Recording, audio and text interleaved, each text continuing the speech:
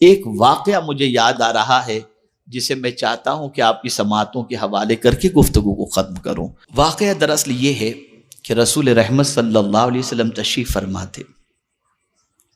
دیکھیے اللہ والوں کی فکر میں آپ کو بتا رہا ہوں، اللہ والوں کی فکر سب سے بڑی یہ رہی کہ وہ ہمیشہ غریبوں کے ساتھ رہنا پسند کرتے ہیں۔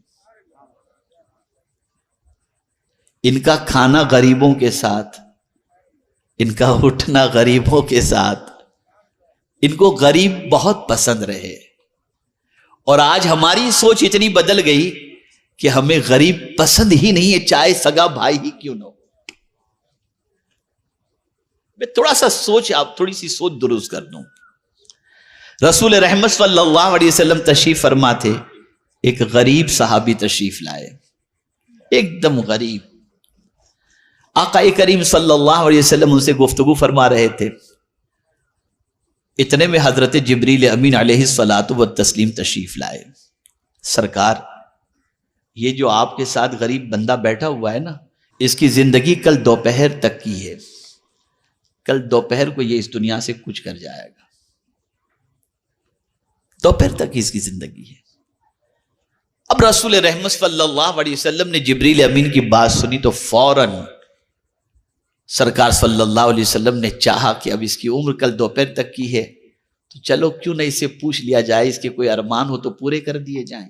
سرکار نے فرمایا، میرے صحابی، میرے غلام، کوئی تیری تمنا ہو تو بتا، کوئی حسرت ہو تو بتا۔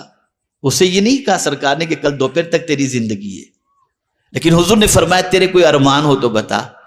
عرض کرتا ہے حضور، دو ارمان ہیں، زندگی میں کبھی میٹھا کھایا ہی نہیں تو مجھے میٹھا نصیب ہو جائے، اور لوگوں کو شادی شدہ دیکھتا ہوں تو دل میں ارمان پیدا ہوتے، کاش میری بھی شادی ہو گئی ہوتی، لیکن میں اتنا غریب ہوں، کوئی لڑکی مجھے دے گا نہیں۔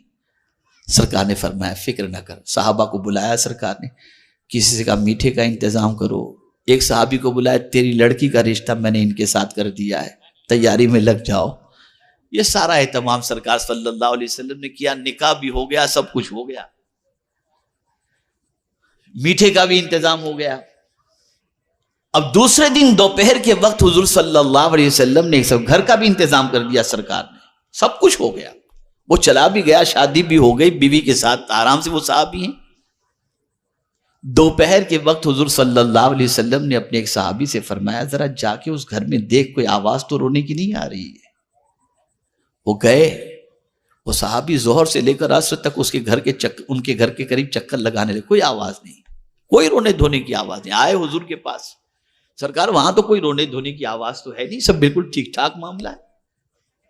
تو سرکار نے رب کی بارگاہ میں عرض کیا، میرے مولا، جبریل نے لوح محفوظ پر دیکھ کر کے یہ بات کہی تھی کہ اس کی زندگی کل دوپہر تک کی ہے، لیکن وہ تو ابھی تک جی رہے ہیں، موت ٹلی کیسے؟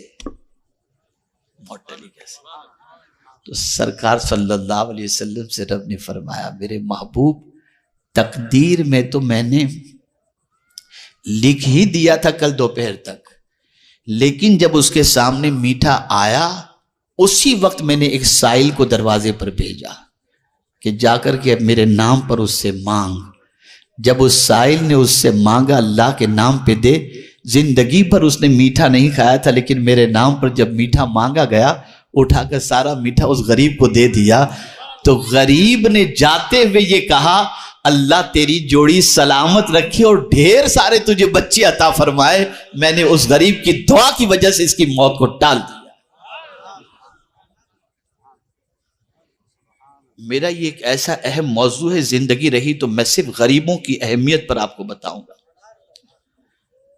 اس لیے کہ ہماری سوچ پوری الٹی ہو گئی۔ نہ غریب کے ساتھ بیٹھنا اچھا لگتا ہے، نہ غریب کے ساتھ ملنا اچھا لگتا ہے، نہ غریب کے ساتھ کھانا اچھا لگتا ہے، نہ غریب کے ساتھ مصافحہ اچھا لگتا ہے، نہ غریب کی دعوت اچھی لگتی ہے۔